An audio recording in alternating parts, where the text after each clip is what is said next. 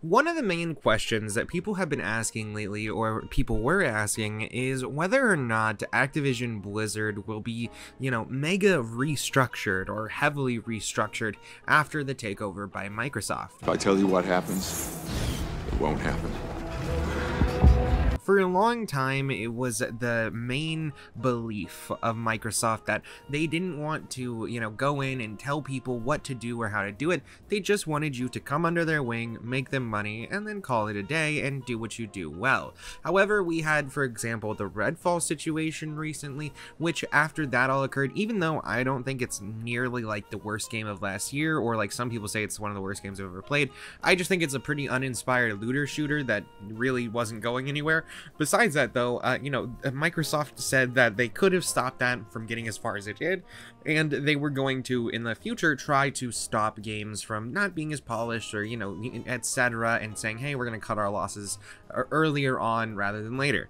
And so that kind of was prepping people for this idea that, hey, maybe they're going to be a little bit more hands-on in the future with how they handle everything. On top of that, though, one of the main things that made this pretty obvious that, they were going to be much more hands-on, especially with Activision-Blizzard, is the fact that they paid such a high dollar fee for the takeover and acquisition. I think it was like, what, 69 billion or I don't know what it was. I was probably not that high, but it was some absurd amount of money. And so at the end of the day, it would make sense that they would want to be much more hands-on with the restructuring of that company going forward. And basically we saw that this all came to a head today with or probably yesterday by the time this is getting announced, or even 2 days ago. I don't know when this video is coming out, but regardless, it was announced that multiple more people would be leaving the kind of Blizzard Activision like era, not era, but company. And essentially like Michael Ybarra, I believe is his name, was somebody who apparently worked at Microsoft for a while and went over to Blizzard back in 2019. And now that they've merged back in again, he's like, no, I'm gonna leave again. So I don't know if that guy just doesn't like working for Microsoft or what, but he's like, no, I'm out of here. And generally, they apparently had to lay off about 1,900 people. Now, of those 1,900 people, I think it was, a good portion of them were basically surrounding this Activision-Blizzard survival game. Now, this is a game that I understand why they cut it. Basically, we didn't know much about it as it was. We had a few slight details, and the fact that it was going to be a survival game and that they were going to try to put in unique storylines and plot elements to mix in with the survival game and make it a much more story-driven experience than other survival games out there. I think that there are, definitely a lot of room for survival games to be made. I mean, there's a lot of people that like them, and I do think that there aren't that many that are as in-depth into the storytelling aspect as I would like, so I could see this being a positive or a good endeavor. However, for the most part, it never got to see any light of day, and partially, I would imagine, is because they didn't even have a title for it.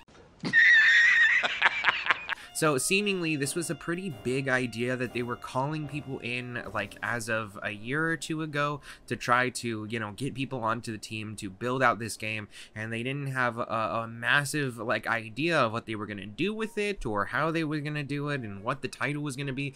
They just pretty much knew they wanted a survival game, and they had been building out a bunch of ideas. And so this is obviously a pretty large endeavor, and the fact that they haven't historically made a survival game, I think is probably what they like looked at and they were like, hey, this is reading like Redfall to us. It's something that would be a bit ambitious for what they're claiming it to be. It doesn't look like they even have much of an idea of what they want it to be. And on top of that, for the most part, they just don't even have that much of the game done yet, but they have so many employees working on it. Oh, really?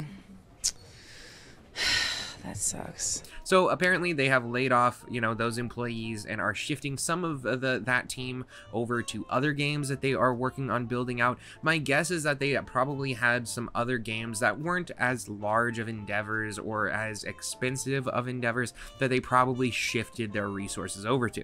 And honestly, this is probably a good idea considering, Blizzard has done some pretty terrible stuff lately, and survival game doesn't seem like a thing that they would usually, again, go for. It seems more of like they'd be like, hey, this is a market that's trending right now. It's like if they were to do a battle royale. Battle royale!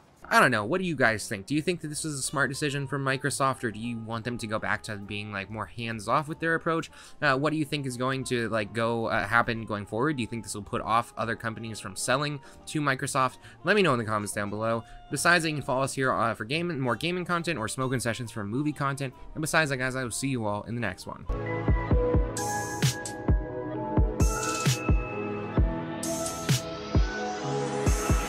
Space out of my head to the depths of the universe. It's a spell or a chance just to open up a newer curse. If I swim too far, then